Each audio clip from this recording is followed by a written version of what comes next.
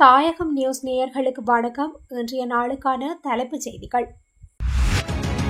இலங்கையில் லஞ்சம் பெறும் அரசாங்க ஊழியர்கள் சம்பள மட்டங்களை சுட்டிக்காட்ட முடியாது என லஞ்ச ஊழல் எதிர்ப்பு ஆணைக்குழு தெரிவித்துள்ளது. லஞ்சம் பெறும் ஊழியர்களே இவ்வாறான குற்றச்சாட்டுகளை முன்வைத்து தப்பித்துக் கொள்ள முயல்வதாக ஆணைக்குழுவின் தலைவர் நீதிபதி நீல் இத்தவாலா கூறியுள்ளார். இலங்கை சுற்றுச்சூழல் நிபுணர்கள் நிறுவனம் மற்றும் இலங்கை நிர்வாக சேவை சங்கம் இணைந்து நடத்திய நிகழ்வொன்றில் உரையாற்றிய போது அவர் இதனை குறிப்பிட்டுள்ளார்.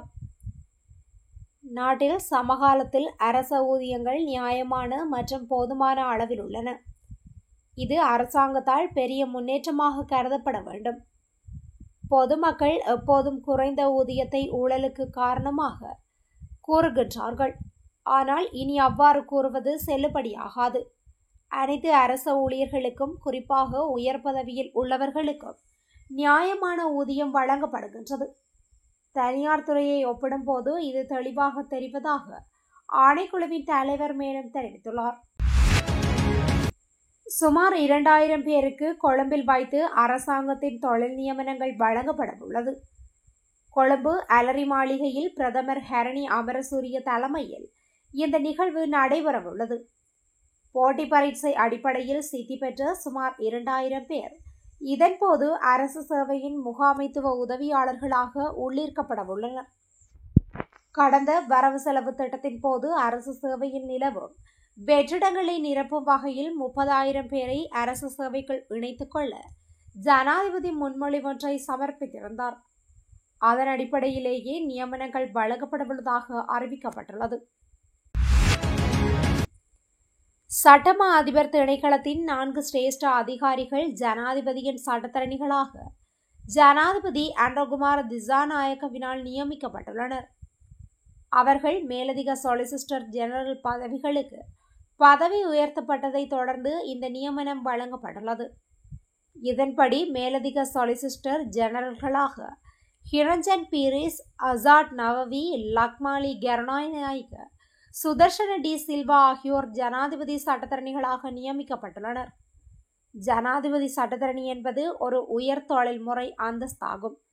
அரசியலமைப்பின் 33வது பிரிவின் சட்டத்துறையின் உயர்ந்த நிலையை அடைந்துள்ள மற்றும் உயர் நன்னடத்தை, தொழில்முறை நேர்மை தரங்களை பேணி வரும் சட்டத்தரணிகளுக்கு இந்த கௌரவ பதவி ஜனாதிபதியால் வழங்கப்படுகின்றது. கிளிநொச்சியில் இடம்பெற்ற குண்டுவெடிப்பு சம்பவத்தில் படுகாயமடைந்த 2 அவசர சிகிச்சை பிரிவில் அனுமதிக்கப்பட்டுள்ளனர். நேற்று கிளிநொச்சி தட்டுவான்கொட்டியில் காலை 11:30 மணியளவில் குண்டுவெடிப்பு சம்பவம் இடம்பெற்றுள்ளது. பாழடைந்த வீடொன்றில் வெடிக்காத நிலையில் இருந்த குண்டை கழட்ட முயன்ற போது திடீரென ஏற்பட்ட வெடிப்பு சம்பவம் ஏற்பட்டுள்ளது. இதில் கச்சை பகுதியை சேர்ந்த ஒருவரும், கொடிகாமம் சேர்ந்த ஒருவரும், 20 மற்றும் 50 வயதுடையவர்கள் படுகாயமடைந்த நிலையில் கிளிநொச்சி வைத்தியசாலையில் தீவிர சிகிச்சை பிரிவில் சிகிச்சை பெற்று வருகின்றனர். போதைப்பொருள் கொள்கலன்கள் குறித்த குற்றச்சாட்டில் தடுத்து வைக்கப்பட்டுள்ள சம்பத் மனம்பேரி முன்னாள் அமைச்சர்களுடன் நெருங்கிய உறவை பேணி வந்துள்ளது விசாரணையில் கண்டறியப்பட்டுள்ளது. சந்தேக நபரிடம் மேற்கு வடக்கு குற்றப்பிரிவின் விசாரணை அதிகாரிகள் மேற்கொண்ட நீண்ட விசாரணைகளில் இது தொடர்பான தகவல்கள் தெரிய வந்துள்ளதாக கூறப்படுகின்றது. இதேவேளை ஐஸ் தயாரிப்பதற்கான மூலப்பொருட்கள் உள்ளிட்ட விடயங்கள் குறித்தும் பல உண்மைகள் கண்டுபிடிக்கப்பட்டுள்ளதாகவும் அதிகாரிகள் தெரிவித்துள்ளனர்.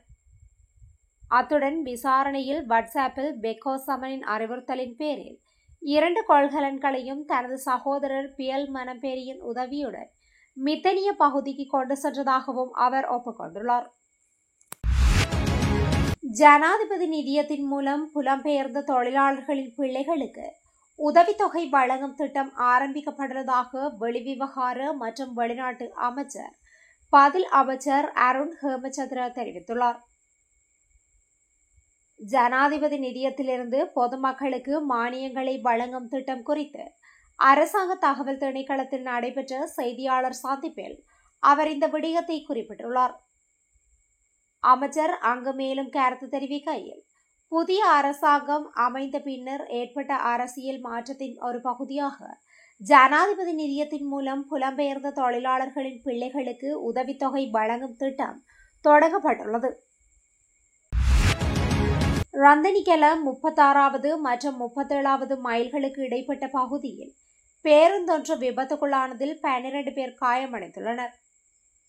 ஆடை தொழிற்சாலைக்கு சொந்தமான ஊழியர்களை ஏற்றிச் சென்ற தனியார் பேருந்தொன்று இவ்வாறு விபத்துக்குள்ளாகியுள்ளது. பேருந்தில் ஏற்பட்ட திடீர் தொழில்நுட்ப கோளாறு காரணமாக நேற்றிரவு இந்த விபத்து நிகழ்ந்துள்ளது.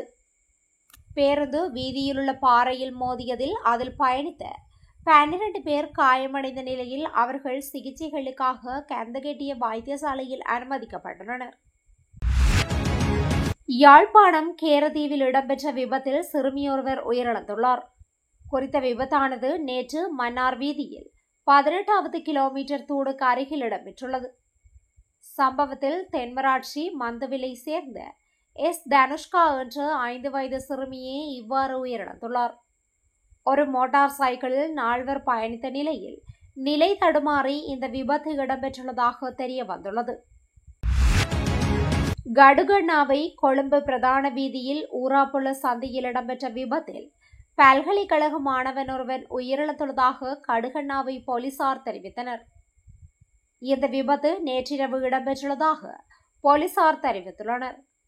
விபத்தில் உயிரிழந்தவர் பேராதனை பல்கலைக்கழகத்தின் விஞ்ஞான பீடத்தில் கல்வி கற்று வந்த 24 வயதுடைய மாணவன் ஆவார். இந்த பல்கலைக்கழக மாணவன் பேராதனை பல்கலைக்கழகத்தை நோக்கி மோட்டார் சைக்கிளில் சென்று கொண்டிருக்கும் போது பாரவூர்தியில் மோதி உயிரிழந்துள்ளதாக போலீசார் தெரிவித்தனர். இதனை அடுத்து 25 வயதுடைய பாரவூர்தியின் சாரதி போலீசாரால் கைது செய்யப்பட்டுள்ளனர். புத்தளம் கொழும்பு வீதியில் செம்பெட்ட பகுதியில் நடந்த விபத்தில் போலீஸ் சர்ஜன் உயிரிழந்துள்ளார். புத்தளம் திசை நோக்கி சென்ற கார் ஒன்று எதிர் திசையிலிருந்து வந்த லொரியுடன் நேருக்கு நேர் மோதியதில் இந்த விபத்து நிகழ்ந்துள்ளது. விபத்தில் காரின் சாரதி படுகாயமடைந்து புத்தளம் வைத்தியசாலையில் அனுமதிக்கப்பட்ட நிலையில் அங்கு அவர் உயிரிழந்ததாக தெரிவிக்கப்பட்டது. உயிரிழந்தவர் கர்ஹவஸ்தேலவ போலீஸ் நிலையத்தில் பணியாற்றி வந்த 55 வயதான போலீஸ் சார்ஜன் என்பதுடன் இவர் புத்தளம் சாலியவிவ பகுதியை சேர்ந்தவர் என தெரியவந்துள்ளது. மாவனெல்லை அழுத்னுவர மாணிகாவ பகுதியில் மண்மேடு சரிந்து விழுந்ததில் அதில் சிக்கொண்டிருந்த 3 தொழிலாளர்களும் உயிரிழந்துள்ளனர். மாவனெல்லை மாணிகவ பகுதியில் கட்டுமான பணி நடைபெறும் இடத்தில் மண்மேடு சரிந்து விழுந்த நிலையில் மண்ணுக்குள் சிக்கியிருந்த தொழிலாளர்கள் 3 பேரின் சடலங்கள் மீட்கப்பட்டுள்ளதாக போலீசார் தெரிவித்தனர். கொட்டாவ ருக்மலை வீதி பகுதியில் 75.4 கிராம் ஹெரோயின், 458 தோட்டாக்கள், 30 போலி வாகன இலக்க தகடுகள் மற்றும் 2 தொலைபேசிகள் உள்ளிட்ட பலவற்றுடன் 24 வயதுடைய சந்தேக நபர் ஒருவர் கைது செய்யப்பட்டுள்ளார். கைது செய்யப்பட்ட சந்தேக நபர் மொரட்டவை பகுதியை சேர்ந்த 24 வயதுடையவர் என போலீசார் தெரிவித்துள்ளனர். சந்தேக நபர் கைது செய்யப்பட்டு மேல் மாகாண தெற்கு குற்றப்பிரிவில் ஒப்படைக்கப்பட்டுள்ளார். நுவரெலியாவிலிருந்து யாழ்ப்பாணம் நோக்கி சென்ற தனியார் பேருந்தொன்று வீதியை விட்டு விலகி வலப்பனை பகுதியில் உள்ள மண்மேட்டில் மோதி விபத்துக்குள்ளானதாக வலப்பனை போலீசார் தெரிவித்தனர். நுவரெலியா வலப்பனை பிரதான வீதியின் மகவுவா பகுதியில் இந்த விபத்து இடம்பெற்றுள்ளது. யாழ்ப்பாணத்தை சேர்ந்த 28 பேரை ஏற்றிக்கொண்டு நுவரெலியாவுக்கு சென்று யாழ்ப்பாணம் திரும்பிக் கொண்டிருந்த பேருந்தில் ஏற்பட்ட திடீர் தொழில்நுட்ப கோளாறு காரணமாக வீதியை விட்டு விலகி பாதுகாப்பு மண்மேட்டில் மோதி பேருந்து நின்றுள்ளது. விபத்தில் யாருக்கும் காயம் ஏற்படவில்லை என்றும் விபத்தில் சிக்கிய பேருந்தில் இந்த பயணிகள் யாழ்ப்பாணத்திலிருந்து வந்த மாற்று பேருந்தில் சென்றுவிட்டதாகவும் வலப்பனை போலீசார் தெரிவித்தனர்.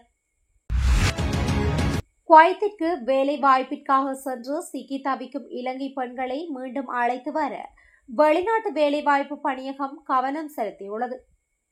குவைத்தில் பல்வேறு காரணங்களுக்காக செஞ்சிலுவை சங்கத்தால் நடத்தப்படும் தனியார் நிறுவனத்தில் 300க்கும் மேற்பட்ட பெண்கள் தடுத்து வைக்கப்பட்டுள்ளனர். தங்களை உடனடியாக விடுவித்து இலங்கைக்கு அழைத்து செல்லுமாறு வெளியிட்ட காணொளி சமூக ஊடகங்களில் கவனத்திற்குள்ளாகியுள்ளதாக பணியகத்தின் மூத்த அதிகாரியொருவர் தெரிவித்துள்ளார். தமது அவல நிலை தொடர்பில் ஜனாதிபதி அன்றகுமார திசாநாயக்க மற்றும் வெளியுறவு அமைச்சர் விஜித ஹேரத் கவனம் செலுத்த வேண்டும் என காணொலி வாயிலாக குறித்த பெண்கள் கோரிக்கை விடுத்துள்ளனர். தடை செய்யப்பட்டுள்ள ஜானை வெடி மற்றும் சீன வெடி போன்றவற்றின் உற்பத்தி, விநியோகம், களஞ்சியப்படுத்தல், விற்பனை ஆகியவற்றுக்கு எதிராக கடும் நடவடிக்கைகள் எடுக்குமாறு பாதுகாப்பு அமைச்சு அறிவித்துள்ளது. இந்த வெடிபொருட்கள் விலங்குகள், குறிப்பாக ஜானைகளுக்கு காயங்களை ஏற்படுத்தி அவற்றின் இறப்புக்கும் வழிவகுக்கின்றன. மேலும் இது மனிதர்களுக்கும் தீங்கு விளைவிக்கும். இந்நிலையில் இவ்வாறான சட்டவிரோத செயல்களில் ஈடுபடுவோருக்கு எதிராக கடுமையான நடவடிக்கை எடுக்குமாறு குறித்த அதிகாரிகளுக்கு பாதுகாப்பு அமைச்சு அறிவுறுத்தியுள்ளது. இத்துடன் இன்றைய நாளுக்கான தலைப்புச் செய்திகள் நிறைவடைகின்றன. தொடர்ந்தும் இதுபோன்ற செய்திகளை உடனுக்குடன் அறிந்து கொள்ள தாயகம் நியூஸுடன் இணைந்திருங்கள். நன்றி, வணக்கம்.